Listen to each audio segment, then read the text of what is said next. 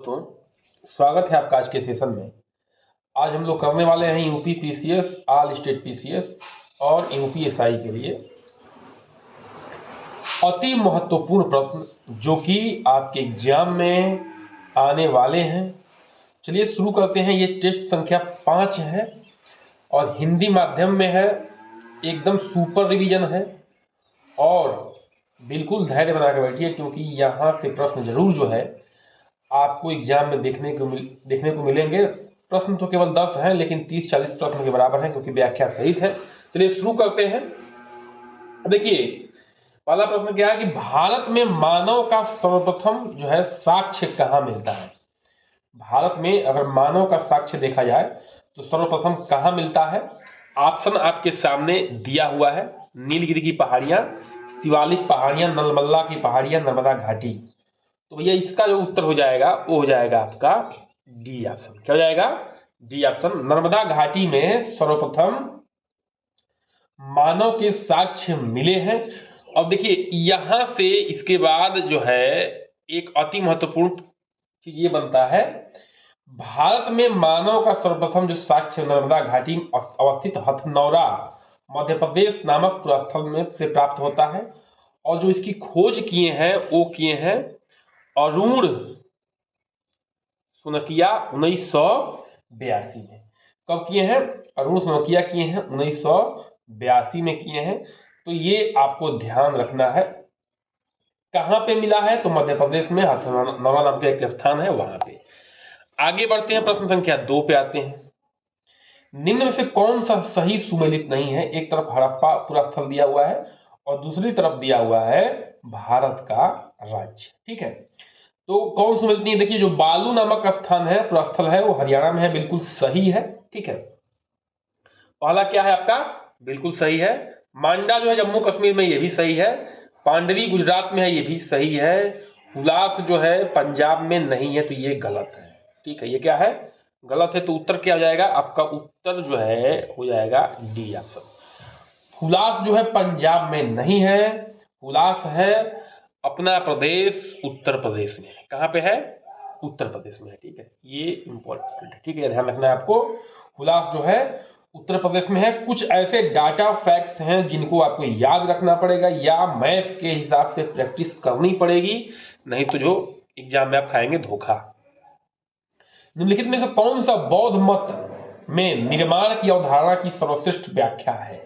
ठीक है, कौन सा ऐसा बौद्ध धर्म है, बौद्ध मत है जिसमें निर्वाण है, निर्माण नहीं है। ध्यान रखिएगा, ये क्या है? निर्वाण है। ठीक है, निर्वाण, निर्वाण की प्राप्ति। ठीक है, ये निर्माण नहीं है, थोड़ा सा यहाँ पे मिसप्रिंट हो गया है। ठीक है, वह होगा निर्वाण की अवधारणा का सर्वश्रेष्ठ व्याख्या करता है तृष्णा रूपी अग्नि की संबंध, स्वयं की पूर्णता, अस्तित्वहीनता, परमानंद एवं विश्राम की स्थिति, धारणातीत मानसिक अवस्था।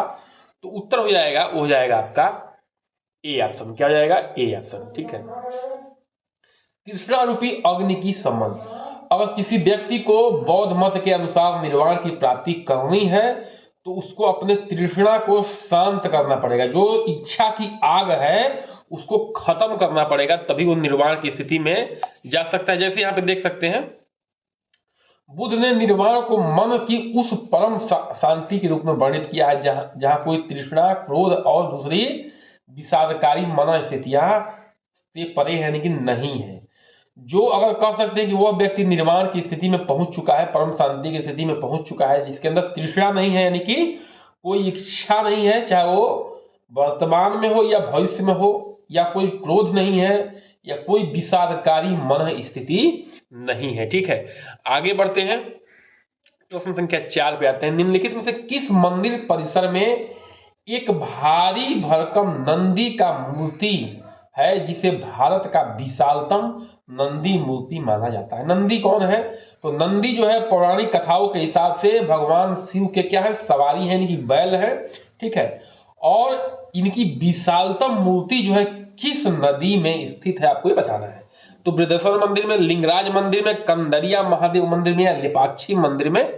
तो उत्तर भैया हो जाएगा, वो हो जाएगा बृहदेश्वर मंदिर में। यानी कि बृहदेश्वर का तांजौर का जो बृहदेश्वर मंदिर है वहां पे जो है नंदी का सबसे विशालतम मूर्ति है।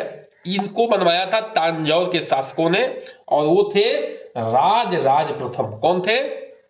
राज प्रथम थे जो इसको बनवाए थे और ये चोल साम्राज्य का उत्कृष्ट नमूना है। आगे बढ़ते हैं, प्रश्न संख्या 5 पे आते हैं। अपनी मदुरा विजय कृति में अपने पति के विजय अभियानों का वर्णन करने वाली कवयित्री कौन थी? यानी कि मदुरा पे विजय किया था इनके पति ने और उसका जो है वर्णन किया था इस कवयित्री ने। तो कवयित्री कौन थी? भारती थी, गंगा देवी थी, या बलबंदी का थी, या वज्जिका थी?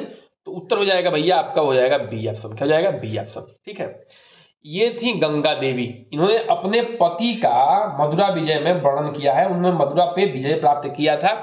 थोड़ा सा और डिटेल में देख लेते हैं। देखिए, जो हरिहर वन थे 1352 से 1353 ईस्वी में मदुरा विजय के लिए 2 सेनाएं भेजी, एक कुमार संबल के नेतृत्व में और दूसरी कुमार कंपन के नेतृत्व में। आप पहली बिंदु देख पा रहे होंगे। ठीक है, कुमार कंपन अड़यार ने मदुरा को जीतकर विजयनगर में शामिल कर लिया। उसी जो कुमार कंपन की पत्नी थी, ठीक है, गंगा देवी, उन्होंने अपने पति का विजय का वर्णन जो है मदुरा विजय में किया है। और कुमार कंपन कौन थे? तो ये बुक्का राय के प्रथम पुत्र थे। तो हरिहर और बुक्का क्या थे? भाई थे। उन्होंने क्या किया था? अलग एक राज्य का निर्माण किया था। संगम वंश का आप जानते होंगे। आगे बढ़ते हैं। जब्ती प्रणाली की उपज थी। ठीक है, जब्ती प्रणाली का सिस्टम किसके राज्य में था? गयासुद्दीन तुगलक, लोदी, शेर शाह सूरी या अकबर? तो उत्तर हो जाएगा आपका डी ऑप्शन। क्या हो जाएगा? D option. ठीक है, उत्तर डी ऑप्शन हो जाएगा। कि अकबर के शासनकाल में जब्ती प्रणाली थी। और ये जब्ती प्रणाली थी क्या भैया?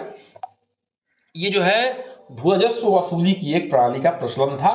एक प्रकार की भूराजस्व वसूली करने का एक प्रचलन था। ठीक है, 7वें पे आते हैं। निम्नलिखित में से कौन सी एक नदी जो है भारतीय गंगा नदी बेसिन का हिस्सा नहीं है? तो पुनपुन नदी, अजय नदी, जालंगी नदी या जोंक नदी? तो उत्तर हो जाएगा डी ऑप्शन। क्या हो जाएगा? D option. ठीक है, जो भारतीय गंगा नदी है उस बेसिन में जोंक नदी नहीं आती है। बाकी पुनपुन, अजय और जालंगी ये भारतीय गंगा नदी की हिस्सा है। अब देख सकते हैं यहाँ पे जो जोंक नदी है वो किसकी हिस्सा है? वो महानदी बेसिन की हिस्सा है। किसकी है? महानदी बेसिन की हिस्सा है। प्रश्न संख्या 8 पे आते हैं। निम्नलिखित में से कौन सा सही सुमेलित है? तो गोदावरी नदी है, उसकी सहायक नदी मंजिला नदी है, बिल्कुल सही है। कृष्णा नदी की सहायक नदी भीमा नदी है, यमुना नदी की केन नदी है। तो उपयुक्त सभी। उत्तर क्या जाएगा? D option. ये अति महत्वपूर्ण प्रश्न है, बार बार आपके एग्जाम में सहायक नदियों को देखने को मिलता है। तो गोदावरी नदी की सहायक नदी है वह मंजीरा, कृष्णा की भीमा है, यमुना की है केन। ये आपको रखना है याद। ठीक है, आगे बढ़ते हैं। अब कौन सही सुमेलित है? देखिए, गोल्डन क्रांति जो है बागवानी एवं शहद से है, बिल्कुल सही है। गोल्डन क्रांति आता है किससे संबंधित? तो बागवानी और शहद संबंधित है। ग्रे क्रांति जो है उर्वरक से है, तो ये भी बिल्कुल सही है। ठीक है, काली क्रांति पेट्रोलियम से है, तो बिल्कुल सही है। तो उत्तर डी हो जाएगा। आपके सामने दिख भी रहा है, ये तो आपका चोरी हो गया। ठीक है, नीचे दिख रहा था। आगे बढ़ते हैं। शुष्क भूमि के लिए सर्वाधिक उचित फसल कौन सी है? शुष्क भूमि यानी कि कम सिंचाई में। ठीक है, सबसे कम सिंचाई में यहाँ पे जो 4 ऑप्शन दिया हुआ है, गन्ना, जूट, गेहूं, मूंगफली, उसमें कौन सी ऐसी फसल है जो शुष्क भूमि के लिए उचित जो है? तो वो है आपकी डी ऑप्शन यानी कि मूंगफली। ठीक है, मूंगफली में गुजरात, महाराष्ट्र आगे है, आप जानते हैं। ठीक है, तो शुष्क भूमि के लिए सर्वाधिक उचित जो है फसल मूंगफली है। खरीफ की फसल है, यानी कि जो धान के साथ बोई जाती है वो वाली फसल है। तो ये आज का सेशन रहा महत्वपूर्ण, बिल्कुल लगा होगा अच्छा। नहीं तो हम चलते रहेंगे ऐसी रफ्तार में, फ्री ऑफ सेशन रहेगा और कोशिश है कि जीवन भर रहेगा। तो जुड़ना है तो जुड़िए, शेयर करना शेयर करिए, बाकी भाइयों को जोड़िए। बहुत बहुत धन्यवाद।